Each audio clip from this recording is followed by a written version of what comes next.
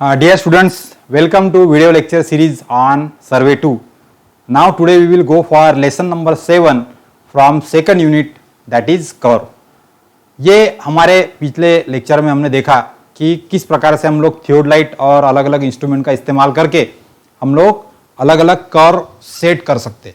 So we are learn how that simple circular curve is set by using the different methods. तो इसके अंदर हमने सब methods का कैसा प्रोसीजर है ये हमने देखा. अब हमारा एक्चुअल में फील्ड में यदि हमको जाना है और ऐसी कर्व यदि सेट करना है तो अभी तक का जो हमने देखा वो है सिंपल कर्व, यानी सर्कुलर कर्व जिसकी रेडियस आपको फिक्स मालूम है. So that was one of the important thing कि सर्कुलर कर्व आपको सेट करते आनी चाहिए. लेकिन एक्चुअल फील्ड में एज ए सिविल इंजीनियर जब आप काम करेंगे तो सिर्फ सिंपल सर्कुलर कर्व सेट करने से आपका काम होने वाला नहीं है.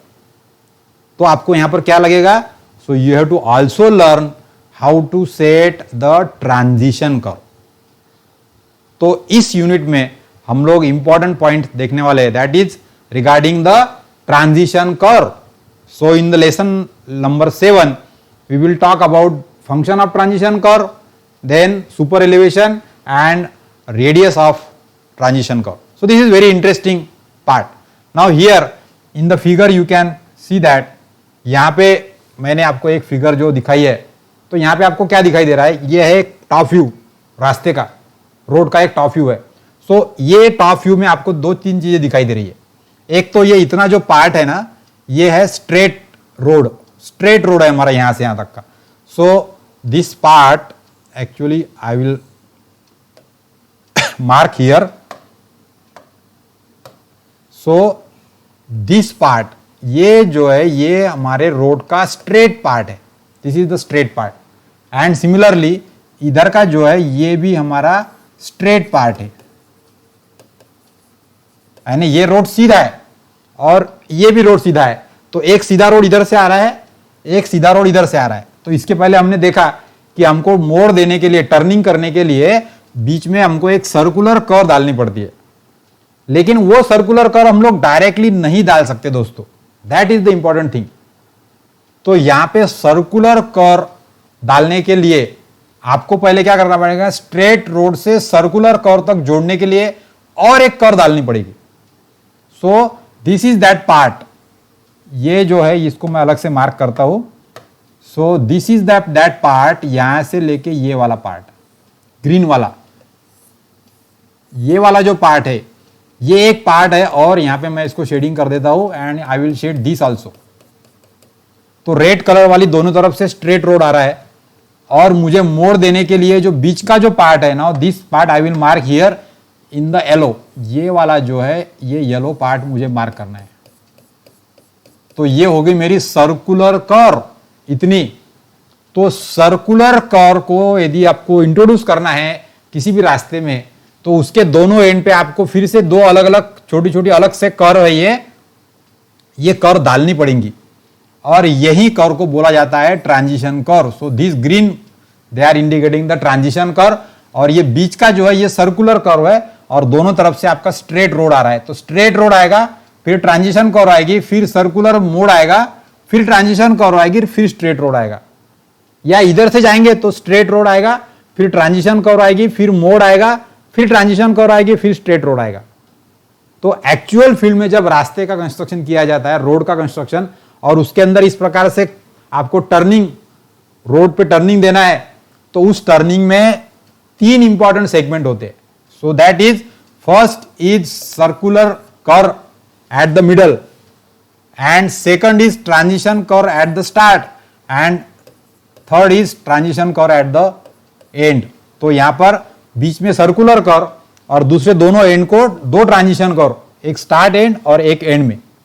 सो लाइक वे तीनों कर्व को हमने एक साथ में बनाना है. तो आपको जो रोड का काम करना पड़ता है, डिजाइन का, design of curve for road alignment, तो उसमें आपको पहले एक ट्रांजिशन कर्व, फिर सर्कुलर कर्व और फिर ट्रांजिशन कर्व, इस प्रकार से आपको रोड का डिजाइन करना पड़ेगा.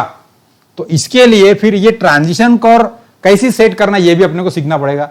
तो इसके पहले हमने सर्कुलर कर्व कैसी सेट करना है ये हमने अलग अलग देख लिया. उसके लिए आपका स्टार्ट पॉइंट और एंड पॉइंट आपको मालूम है, T1 T2. तो उसमें सर्कुलर कर्व आप सेट कर सकते। लेकिन अब हमको उसके पहले ट्रांजिशन कर्व सेट करना है, उसके बाद में भी ट्रांजिशन कर्व सेट करना है, तब जाके आपका रास्ते का डिजाइन सही होगा। अब ऐसा क्यों करना जरूरी है, that we will learn in this lesson. So here first of all we have to understand that कि यहां पे the curve of varying radius introduce between the straight and the circular curve between the two branches of the compound और reverse curve is called as transition curve. Transition curve का मतलब ऐसा है कि circular curve और straight road इसके बीच में जो कर्व डाली जाती है जिसकी रेडियस जो है वो वेरिंग होती है, that is important thing, varying radius. तो ट्रांजिशन कर्व की radius R is equal to fix नहीं रहती, सर्कुलर कर्व की रेडियस फिक्स होती है आर, लेकिन ट्रांजिशन कर्व की वेरिंग होती है। So the curve of varying radius which is introduced between the straight road segment and the circular road segment, that part is called as transition curve. That is the definition of transition curve, we have to understand.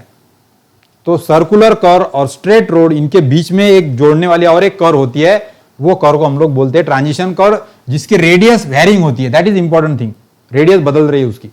So here in the highway turning at the point of curve, sudden impact of the centrifugal force coupled with the inertia of the vehicle causes the vehicle to sway outward and vehicle में overturn। ये आपने अनुभव किया है जब हम लोग रास्ते से जाते हैं और घाट का रास्ता आ जाता है, सपोज हम लोग बस में बैठे और बस में हम लोग जैसा जा रहे स्ट्रेट जा रहे, जब टर्निंग आ जाता है तो ड्राइवर गाड़ी को काटता है। जैसा ड्राइवर ने गाड़ी को काटा तो हम लोग सीट पे बैठे वाले लोग इधर हो जाते हैं ऐसे बाहर, तो हम लोग अपने आप से इधर लौटे जाते, फिर अपने को पकड़ के रखना पड़ता है। फिर ड्राइवर ने इधर टर्निंग मारा तो हम लोग इधर जाते।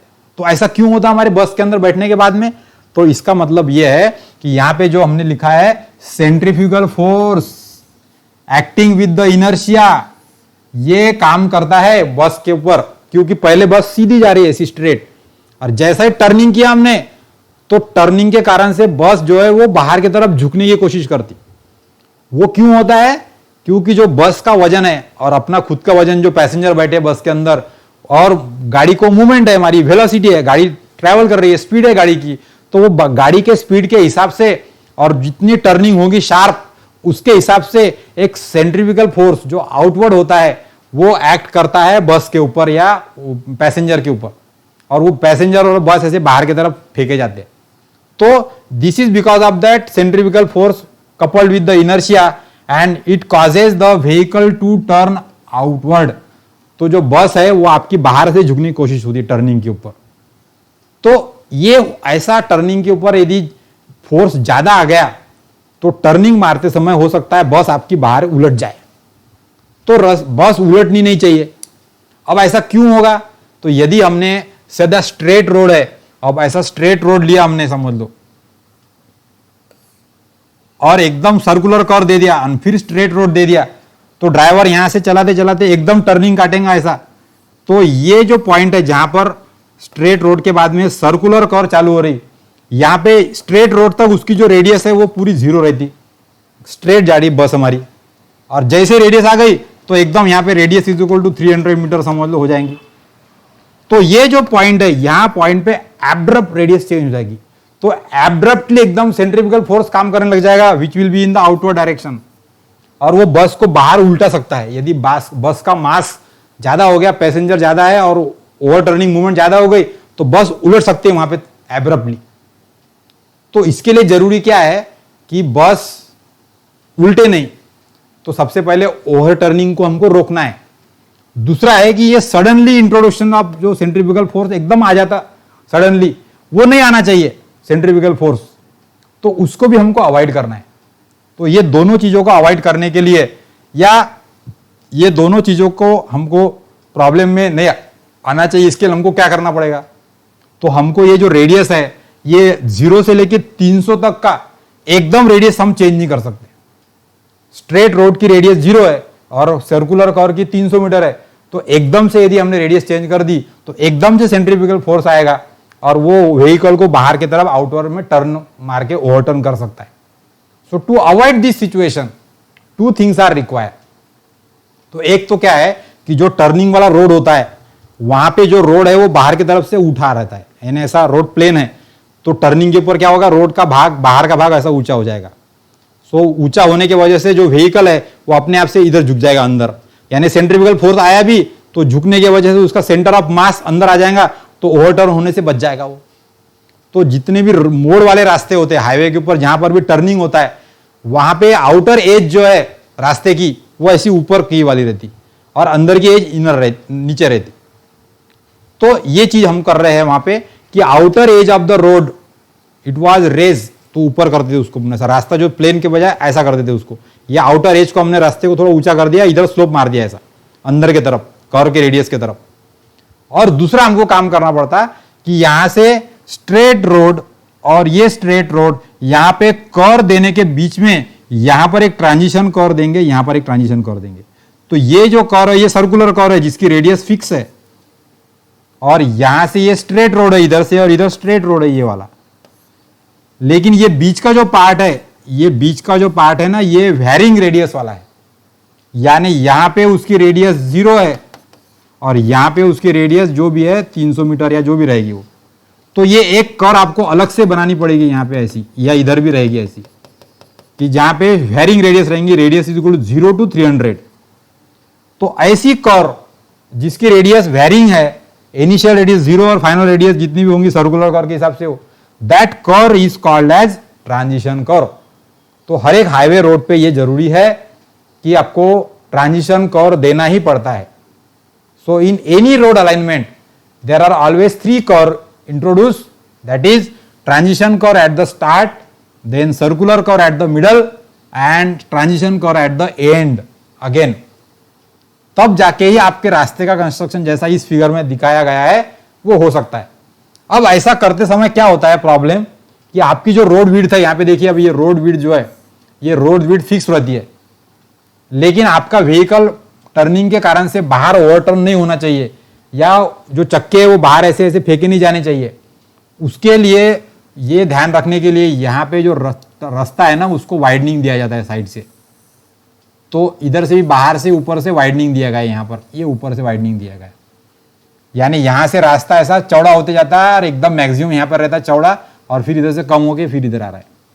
सो we provide the extra widening on the turning of highway, and at the same time we are providing the 2 transition curve at the start and end, and at the same time ये जो extra widening वाला भाग है, तो आपको ये outer as जो है रास्ते की वो थोड़ी सी ऊपर उठी वाली रहेगी, इधर की थोड़ी अंदर रहेगी, यानी outer edge of the road is raised by some distance to avoid the over turning of the vehicle and to reduce the centrifugal force on the turning curve road, and that is also called as super elevation. तो हम लोग उसको भी देखने वाले हैं। So for making this type of actual field में आपको ट्रांजिशन कर्व भी देनी पड़ेगी और आपको सर्कुलर कर्व भी देनी पड़ेगी, and for that we have to learn the details of transition curve also. So now in this case यदि रेलवे ट्रैक है हमारा, the side thrust is totally taken by the flanges of the wheel causing the wear of the rail near the tangent point. Railway track में भी ऐसा turning रहता है, लेकिन बड़ा टर्निंग रहता है रेलवे ट्रैक में। तो जब रेलवे ऐसी टर्न होती तो जो रेलवे के जो चक्के रहते हैं, वो चक्के आपने देखा होगा कि टर्निंग के ऊपर जब रेल जाती मालगाड़ी तो पूरा चक्के रेल को घासने का आवाज आता है, कुछ कुछ कुछ कुछ कुछ आवाज आता है, ऐसा एकदम बारीक आवाज। क्यों कि जो जब रेलवे टर्निंग मारती है टर्निंग पे से, तो जो व्हील रहते रेलवे के, वो व्हील जो है ना वो ट्रैक को ऐसा बाहर लौटते, यानी टर्निंग ऐसा होगा तो बाहर की तरफ चक्का ऐसा बाहर की तरफ जाने की कोशिश करता, तो वो जो चक्के की फ्लैंज है वो रेल के साथ में घसती और फिर वहां से आवाज आता। तो ये आवाज हर टर्निंग पे आता है जब रेलवे टर्निंग मारती है ट्रैक के ऊपर। तो रास्ते जो व्हील है वो व्हील जो है वो रेल के ऊपर घसता है, तो उसके कारण से एक तो चक्का खराब हो जाएगा व्हील, या फिर दूसरा जो रेल का ट्रैक है वो खराब हो जाएगा। दोनों में से कोई ना कोई एक का वेयरिंग होना है। So to avoid that also, तो वहां पर भी क्या करते हैं हम लोग, जो ऐसा ट्रैक है तो ऊपर वाला जो ट्रैक है ना थोड़ा सा उठा देते हैं अपन ऊपर, तो फिर वजन के वजह से वो जो रेलवे का वैगन है वो थोड़ा अंदर झुका रहता बराबर, तो गाड़ी बराबर ट्रैक पे रहती है और जो चक्का है वो ज्यादा घसता नहीं ट्रैक के साथ में। तो वहां पर भी आपको टर्निंग देते समय एकदम से अपन सर्कुलर कर्व नहीं देंगे रेलवे ट्रैक में भी। तो पहले रेलवे ट्रैक ट्रांजिशन कर्व के जैसा रहेगा, यानी वेरिंग रेडियस का, फिर सर्कुलर कर्व रहेगी, फिर वायरिंग रेडियस का ट्रांजिशन कर्व रहेगा और फिर रहेगा। और उसके अलावा जो बाहर का ट्रैक है वो अंदर के ट्रैक से थोड़ा सा ऊपर उठा रहेगा, दैट इज सुपर एलिवेशन, ताकि आपका जो सेंट्रीफ्यूगल फोर्स है या ओवरटर्निंग मूवमेंट है उसको कम किया जा सके। So this is the essential condition in the field for construction of the highway और railway track. And to avoid this effect we have to introduce the curve that is called as transition curve. तो ये सारे effect को eliminate करने के लिए हमको road construction के अंदर दो स्ट्रेट सेगमेंट में जब भी सर्कुलर कर्व देना है तो उसके स्टार्ट और एंड पे ट्रांजिशन कर्व देनी होगी, and that is the important part. So here we will proceed further. So in this the transition curve we have to see that what exactly the transition curve serves for. क्या function है हमारे transition curve के? तो सबसे पहला है to accomplish gradually the transition from tangent to the circular curve so that curvature is increased gradually from 0 to specific value. So here you can see that हम लोग यहां पर देखेंगे कि ये हमारा स्ट्रेट रोड सेगमेंट है, तो यहां पे हम लोग सर्कुलर कर्व देंगे, फिर इधर से दूसरा स्ट्रेट सेगमेंट है और यहां पे हमको ट्रांजिशन कर्व देनी पड़ेगी। So that transition curve will be here this, और यहां पर भी ट्रांजिशन कर्व रहेगी। और सर्कुलर कर्व जो है वो हमारी यहां पे रहेगी सेंटर में, जिसका रेडियस फिक्स रहेगा। और यहां जो है स्ट्रेट रोड, ये स्ट्रेट रोड है हमारा इतना वाला, यहां से यहां तक का ये वाला। तो इधर में r इज इक्वल टू 0 है और इधर भी रेडियस 0 है रोड की, लेकिन बीच में रेडियस है, यहां पर समझ लो r is equal to 300 metre. तो बीच में जो ट्रांजिशन कर्व है, तो ये ट्रांजिशन कर्व का क्या रहेगा पहले, तो यहां पर क्या कर रहे हैं हम लोग, स्ट्रेट रोड से ये जो सर्कुलर कर्व है इसको आने के लिए ये जो कर्व है ये धीरे धीरे धीरे बढ़ रहा है। So the first function of the transition curve is to introduce the curvature gradually from 0 to specific value, यानी कर्व की रेडियस 0 से लेके जो भी है वैल्यू r वहां तक धीरे धीरे बढ़ती है। यानी ट्रांजिशन कर्व में यहां पर रेडियस 0 रहेगी, फिर यहां पर रेडियस 10 मीटर हो जाएगी, फिर 20 हो जाएगी, फिर 30 हो जाएगी, फिर 40 हो जाएगी, 50, 60, 70, 80, 90, 100 ऐसा करके रेडियस 300 मीटर तक का बढ़ेगी। और यहां पे फिर रेडियस 300 हो जाएगी, और 300 हो गई कि फिर यहां से 300 रेडियस का सर्कुलर, फिर यहां पे रेडियस जो है 300 से फिर उसकी रेडियस कम कम होती जाएगी, 300, 280, 260 ऐसा करते करते करते यहाँ पर रेडियस 0 हो जाएगी। और फिर स्ट्रेट रोड पे व्हीकल अपना जाना शुरू हो जाएगा, तो इधर भी रेडियस 0 रहेगी। तो जो गाड़ी है, व्हीकल है, ट्रक है, बस है, वो स्ट्रेट रोड पे जाते, फिर धीरे धीरे धीरे धीरे मोड़ आता उनका, और फिर सर्कुलर कर्व आता, और फिर धीरे धीरे रोड की कर्वेचर कम होता और फिर स्ट्रेट रोड आता। सो ये हर एक्चुअल में बड़े बड़े हाईवे कंस्ट्रक्शन में हमको सिस्टमैटिक रोड का अलाइनमेंट का डिजाइन करना पड़ता है, and for that transition curve is required.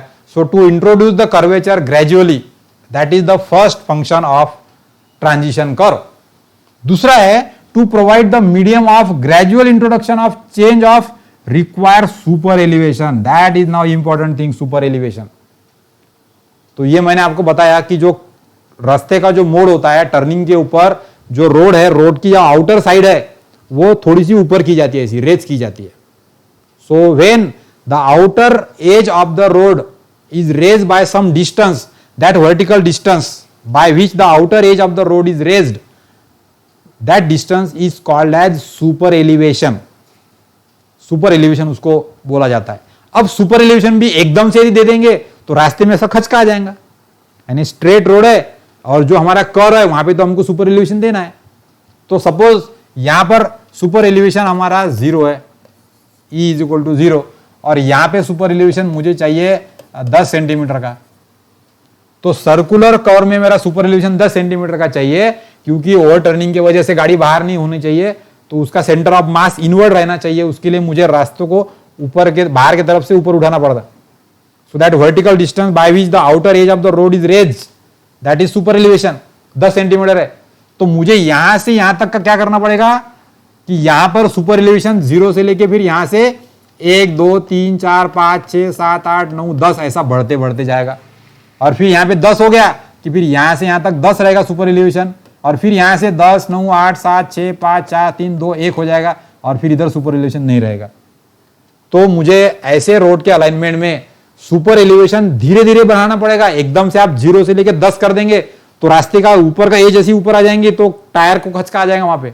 ऐसा नहीं होता कभी रोड पे भी, अपने आप से वो बराबर धीरे धीरे बढ़ता हो। So to gradual introduction of the super elevation, यानी सर्कुलर कर्व के लिए जो रिक्वायर सुपर एलिवेशन है उसको धीरे धीरे बढ़ाने के लिए भी ट्रांजिशन कर्व काम करती है। So at the start super elevation is 0, at the end super elevation is what is require. वैसे ही यहां पर भी ज्यादा रहेगा, यहां पर कम हो जाएगा। So the second function of the transition curve is to introduce the super elevation gradually, धीरे धीरे सुपर एलिवेशन इंट्रोड्यूस करने के लिए भी ट्रांजिशन कर्व का इस्तेमाल होता है। So here we have understood that super elevation is also one of the important thing. तो कोई भी हाईवे रोड अलाइनमेंट के अंदर दो चीजें कंपलसरी है, एक है ट्रांजिशन कर्व आपको देना ही पड़ेगा, और दूसरा है सुपर एलिवेशन। अब ये दोनों के इसके अंदर आपका जो टर्निंग के ऊपर आपका जो सामने का चक्का है और पीछे का चक्के, 4 चक्की जो व्हीकल रहता है हमारा, ट्रक बोलो या बस, तो चारों भी चक्के एक के पीछे एक नहीं चलते बराबर कर्व पे से। तो सामने के चक्के पहले काटना पड़ता, पीछे के चक्के उसके बाजू में से आते। तो ऐसे के लिए आपको आपके जो पीछे के चक्के और सामने के चक्के वो रास्ते के बाहर ना जाए, उसके लिए आपको रोड का वाइडनिंग भी करना पड़ता है। तो जैसा कि मैंने इसके पहले फिगर में बताया था, तो on the any highway construction तो पहले आपको रोड वाइडनिंग भी करना है ताकि पीछे का चक्का आगे के चक्के को बराबर फॉलो करके कर्व पे से बराबर व्हीकल निकल जाए। पहला काम widening of the road at the curve. दूसरा काम सुपर एलिवेशन देना पड़ेगा, यानी gradual introduction of the super elevation. और तीसरा काम रेडियस बढ़ाने के लिए, कर्वेचर बढ़ाने के लिए रास्ते का ट्रांजिशन कर्व देना पड़ेगा ताकि वहां पे रेडियस धीरे धीरे बढ़ा सके।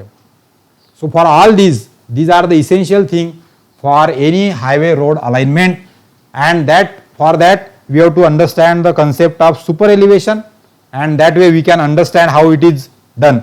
So here super elevation को cant भी कहा जाता है। So super elevation or cant is the amount by which the outer end of the road or the outer rail is raised above the inner one in curved alignment. तो मैंने बताया आपको कि आउटर एज इनर एज से थोड़ी सी उठी होती है रोड के ऊपर। कर्व जो है वो ऐसा रास्ता अंदर झुका होता है कर्व के ऊपर। So that vertical distance by which the outer edge of the road is raised, that is called as super elevation. So here with this super elevation concept we have to understand that how we can design our transition curve. So here the function of the transition curve we have seen. Now we will see what are the requirement of transition curve. ऐसी transition curve यदि हमको design करना है तो क्या क्या requirement लगेगी। तो सबसे पहले रिक्वायरमेंट है, so it should be tangential to straight, यानी ट्रांजिशन कर्व जो है, जो स्ट्रेट रोड जा रहा है मेरा ऐसा, और बाद में यदि ट्रांजिशन कर्व आ रही है तो ट्रांजिशन कर्व मेरी जस्ट यहां से बराबर टेंजेंशियली टच होना चाहिए यहां पर, ये वाले पॉइंट पे। सो that is first requirement. Straight road के बाद में टेंजेंशियल डायरेक्शन से धीरे से बराबर टच हो जाएंगी transition curve. Then it should be meet the circular curve tangentially, तो यहां से फिर सर्कुलर कर्व की भी जब मीट हो जाएगी तो यहां पर भी ये बराबर ऐसी स्मूथ होनी चाहिए ना। ये जो पॉइंट है दो, ये है सर्कुलर कर्व यहां से यहां तक, और ये है ट्रांजिशन कर्व, और ये है स्ट्रेट रोड। तो ये जो जॉइंट है दोनों पे की, this is called as junction points. तो ये दोनों जंक्शन पॉइंट पे ट्रांजिशन कर्व सर्कुलर कर्व को भी टेंजेंशियली मीट होनी चाहिए और स्ट्रेट रोड को भी टेंजेंशियली मीट होनी चाहिए। So that is the requirement of the second requirement of the transition curve. Then third is it curvature should be 0 at the origin of the straight, यानी transition curve का यहां पर जो curvature है, so here R will be equal to 0। तो ये हो जाएगा एक। तो तीसरी रिक्वायरमेंट हो गई हमारी ट्रांजिशन कर्व की। फिर चौथी रिक्वायरमेंट क्या है, the curvature at the junction with the circular curve should be such that it is equal to circular curve. तो यहां पे आपका R is equal to R होना चाहिए, यानी जो भी रेडियस आपकी दी होगी सर्कुलर कर्व की, इसके हिसाब से this is circular curve. So that is another requirement कि जहां पे ट्रांजिशन कर्व सर्कुलर कर्व को मिल रही है वहां पे उसकी radius R is equal to R होनी चाहिए। शुरू में आर इज इक्वल टू 0 थी। So that is another requirement of the transition curve. Then important is the rate of increase of curvature. ये इंपॉर्टेंट है, देखो rate of increase of curvature along with the transition should be same as that of rate of super elevation. यानी जितने rate से आपका radius बदल रही है, कर्वेचर बदल रहा है ट्रांजिशन कर्व का, उसी रेट से आपका सुपर एलिवेशन भी बढ़ना चाहिए। तो rate of change of super elevation, क्योंकि ट्रांजिशन कर्व में हम लोग धीरे धीरे सुपर एलिवेशन भी दे रहे हैं और धीरे धीरे हमारा रेडियस भी इंट्रोड्यूस हो रही है हमारी, तो दोनों भी एक जैसे ही धीरे धीरे बढ़ने चाहिए। So rate of change of super elevation and rate of change of curvature that should be complementary to each other. यानी ये एक दूसरे पे डिपेंडेंट करके ग्रेजुअली बराबर प्रोपोर्शन में बढ़ने चाहिए, नहीं तो एक ज्यादा बढ़ गया पहले और एक कम बढ़ रहा, ऐसा नहीं चाहिए, नहीं तो व्हीकल उसके ऊपर ट्रैवल नहीं होगा बराबर से। So that is equal to rate of increase of the curvature along with the transition curve should be same as that of rate of change of super elevation. So another requirement of the transition curve is there. And then again is its length should be such that the full cant any super elevation is attained at the junction with the circular curve. तो transition curve का यहाँ पे सबसे important part होता है कि transition curve कितनी लंबी होनी चाहिए। यानी मुझे यहाँ पे मुझे सर्कुलर कर्व देना है और ये मेरा स्ट्रेट रोड आ रहा है, तो ये कितना डिस्टेंस होना चाहिए यहां से यहां तक का ट्रांजिशन कर्व का, कि ताकि मुझे आर से लेके आर बढ़ाते आना चाहिए और सुपर एलिवेशन ई से लेके 0 है तो ई से लेके ई करते आना चाहिए। सो जितना सुपर एलिवेशन आपको लगता है उतना देने के लिए कितनी लंबाई लगेगी आपकी ट्रांजिशन कर्व की, क्योंकि सुपर एलिवेशन एकदम से बढ़ा नहीं सकते, रेडियस भी एकदम से बढ़ा नहीं सकते, तो धीरे धीरे बढ़ाना पड़ेगा। तो इसके लिए फिर आपके रोड के ऊपर डिजाइन स्पीड कितनी है, आपके रोड का ग्रेडियंट कितना है, चढ़ाव कितना है या उतार कितना है या प्लेन रोड है, तो उसके हिसाब से आपको तय करना पड़ेगा। यानी व्हीकल की स्पीड ज्यादा है तो उसको भी टर्निंग मारते आना चाहिए बराबर सेफली, और व्हीकल धीरे धीरे आ रहा है तो उसको भी आराम से टर्निंग काट सकता है वो। लेकिन मैक्सिमम स्पीड कितनी है वो रोड के ऊपर, वो उतनी स्पीड से उसको टर्निंग काटते आना चाहिए। यदि उसको टर्निंग काटते नहीं आया सेफली तो व्हीकल ओवरटर्न हो जाएगा। आपने देखा कभी कभी जो एक्सीडेंट हो जाते वो इसी प्रकार से होते, because the maximum speed is limited on the highway. वहां पे बोर्ड लगे होते हैं वहां पे 80, 60, 90 किलोमीटर, तो वो इसीलिए होते हैं कि उसका जो कर्वेचर का डिजाइन है, कर्व का डिजाइन है, वो इस प्रकार से किया होता है।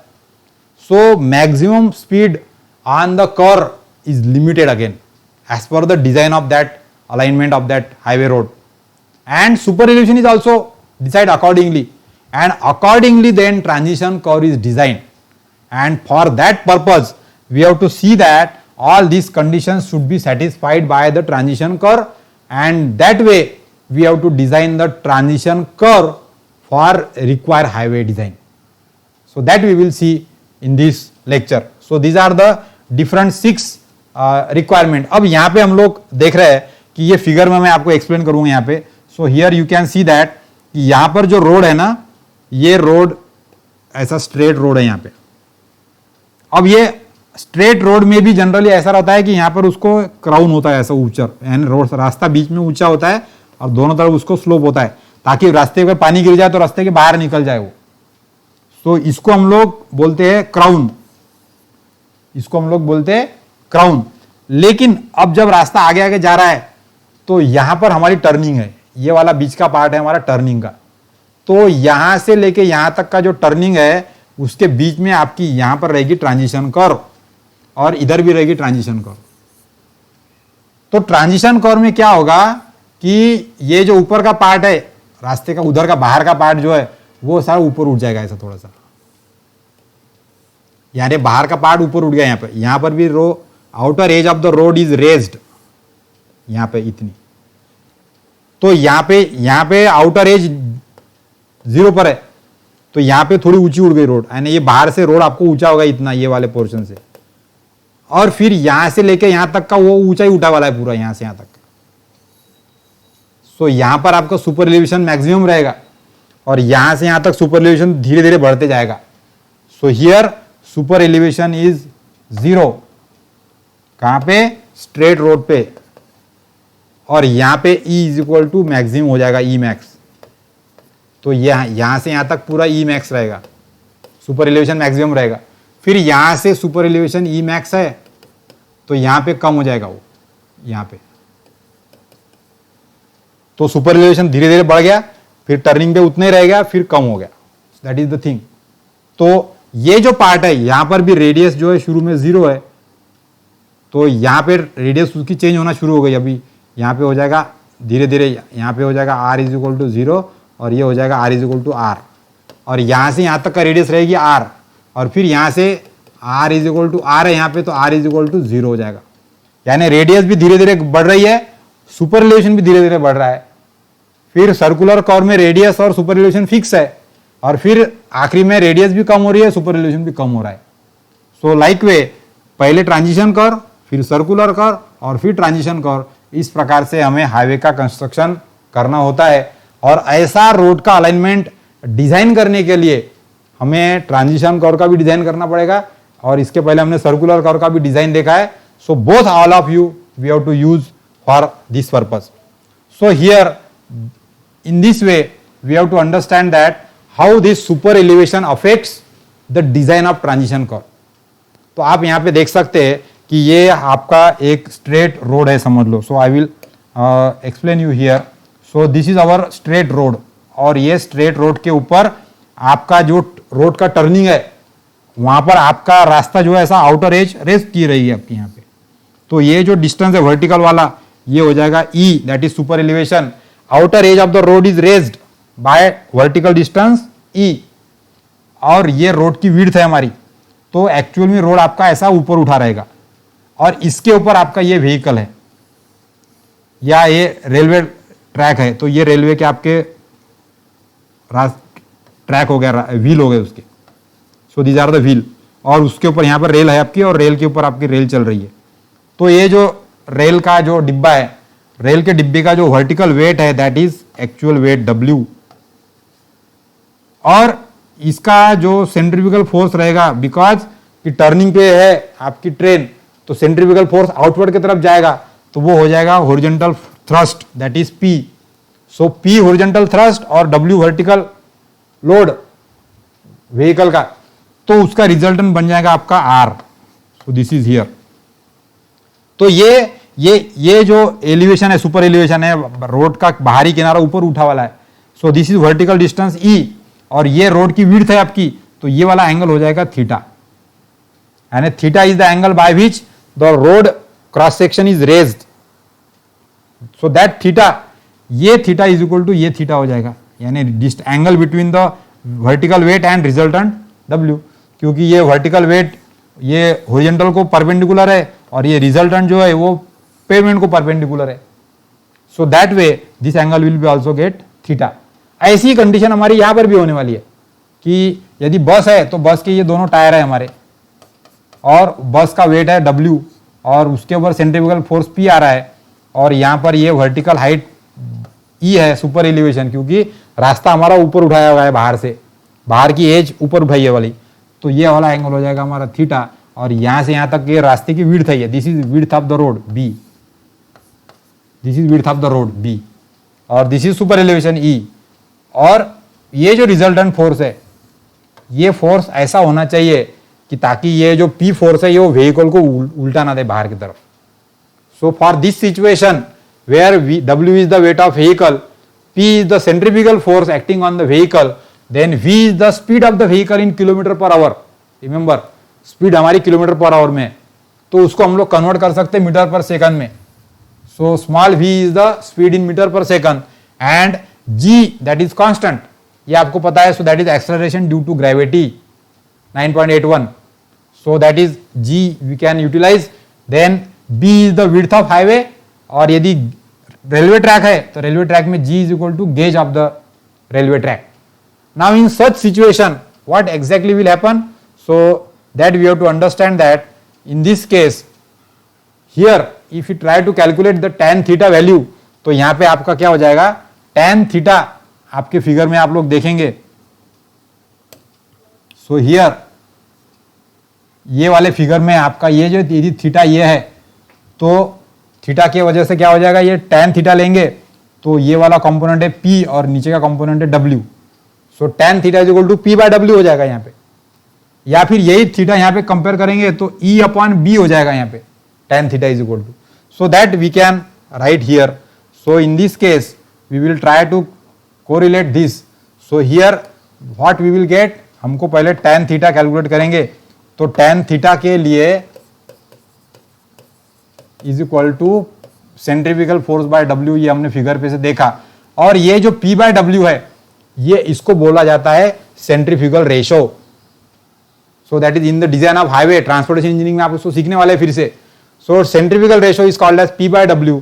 ये सेंट्रीफ्यूगल रेशो का रेंज आपको मालूम होना चाहिए, नहीं तो ओवरटर्निंग हो जाएगा आपके व्हीकल का। सो टू लिमिट दिस, तो ये सेंट्रीफ्यूगल रेशो का जो फॉर्मूला है वो है V square upon G into R, where R is the radius of the curve and V is the vehicle speed. So P by W is equal to V square upon G R. ये formula यदि आपने रख लिया तो हमको फिर और दो चीजें ख्याल में रखनी पड़ेगी। जब हम लोग हाईवे का डिजाइन करते तो हाईवे के लिए सेंट्रीफ्यूगल रेशो 1/4 होता है, एंड रेलवे ट्रैक के लिए हमारा सेंट्रीफ्यूगल रेशो होता है 1/8। सो that is the limiting value given. तो आपको सेंट्रीफ्यूगल रेशो 1/4 होना चाहिए या 1/8 होना चाहिए। तो हमको फिर V square upon G R is equal to हम लोग 1/4 ले सकते हैं, और वी कैन ऑल्सो टेक 1/8। यदि हाईवे डिजाइन कर रहे तो 1/4 ले लो, रेलवे डिजाइन कर रहे तो रेलवे ट्रैक कर रहे तो 1/8 ले लो। तो आपको क्या हो जाएगा यहाँ पे, सो देखिए यहाँ पे हमको यदि स्पीड दी वाली है, व्हीकल की स्पीड दी वाली है कि भाई ये टर्निंग के ऊपर व्हीकल की स्पीड 60 किलोमीटर पर आवर है, लिमिटेड कर दिया, तो V आपको मालूम है तो आप कर्व की रेडियस निकाल सकते हैं कि कितने रेडियस की कर्व अपने को लगेंगी वहां पे करके। सो that is the importance of this centrifugal ratio. तो सेंट्रीफ्यूगल रेशो की लिमिटिंग वैल्यू आपने ले ली, तो आपको यदि मैक्सिमम स्पीड दी है कर्वेचर के ऊपर तो वो स्पीड के लिए कितनी रेडियस की कर्व लगेंगी वो कैलकुलेट कर सकते, या फिर उसके उल्टा कर सकते कि आपको रोड की कर्व आपने फिक्स कर ली कि भाई मुझे इतने रेडियस की कर्व चाहिए, तो आपको लिमिटिंग स्पीड कितनी रहेगी, फिर मैक्सिमम आपकी वेलोसिटी, ट्रक की व्हीकल की स्पीड कितनी रख सकते हैं आप टर्निंग के ऊपर, वो आप भी कैलकुलेट कर सकते। So alternatively we can do that. अब यहां पे यदि हमको सुपर एलिवेशन कैलकुलेट करना है तो इसके पहले भी मैंने बनाया था फिगर।